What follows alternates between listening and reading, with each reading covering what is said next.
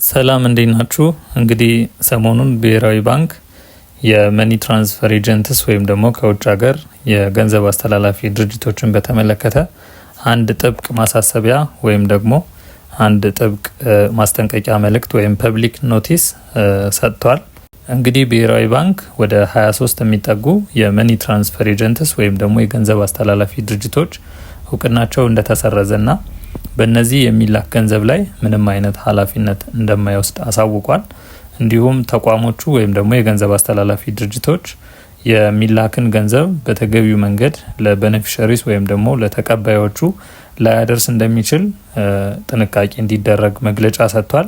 እንግዲህ በብሔራዊ ባንክ በኤፕሪል 3 2026 በተሰጠው ኖቲስ መሰረት እነዚህ ሊስት የተደረጉ ኢንቲቲዎች ወይም ደግሞ የገንዘብ አስተላላፊ ድርጅቶች አይዘር ከመጀመሪያውም እውቅና ያልነበራቸው ናቸው።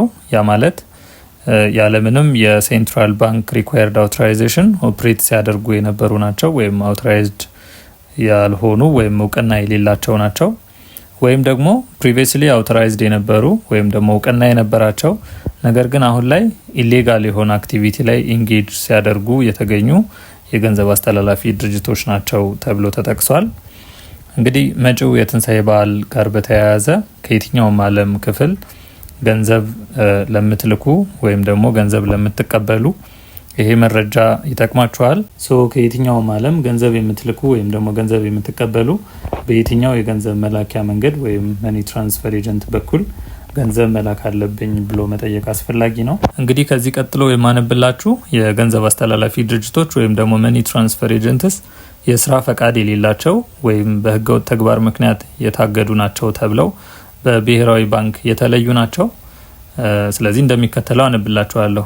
አዶሊስ መኒ ትራንስፈር፣ አማል ኤክስፕረስ፣ ባካል መኒ ትራንስፈር፣ ጁባይ ኤክስፕረስ፣ ኪዩክ ፔይ፣ ሬድሲ ዩኤስኤ፣ ታሳ ፔይ፣ ዋይዝ ትሬዲንግ መኒ ትራንስፈር፣ አማል ዩኤስኤ፣ አቫንቲ፣ ባናና ፔይ፣ መኒቶስ፣ ራማድ ፔይ፣ ሸጌይ፣ ታውካል መኒ ሰርቪስ፣ ወርልድ ዳይሬክት ሊንክ፣ አማና ኤክስፕረስ፣ አዋሽ ዳይሬክት፣ ሆልደን ግሎባል፣ ኦሎምፒክ ፋይናንሻል ግሩፕ፣ ራስሚ ፔይ፣ ታጅ መኒ ትራንስፈር ኤንድ ዩኤስ ዋየር ወይም ደግሞ ዴሮ።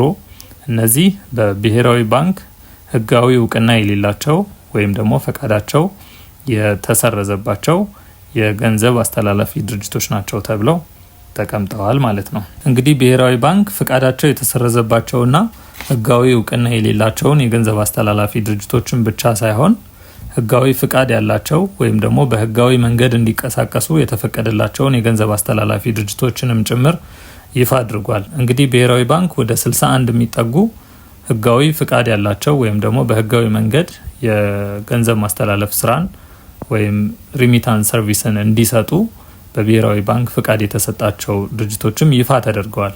ከዚህ ቀጥሎ የምትመለከቷቸው በብሔራዊ ባንክ ህጋዊ እውቅና የተሰጣቸው ወይም ደግሞ የሪሚታንስ ሰርቪስን ኮንዳክት እንዲያደርጉ ብሔራዊ ባንክ እውቅና የሰጣቸው የገንዘብ አስተላላፊ ድርጅቶች ናቸው። እነዚህን ድርጅቶች ከዚህ ቀጥሎ አቅርቤላችኋለሁ። እናንተ ዝርዝሩ መመልከት ትችላላችሁ።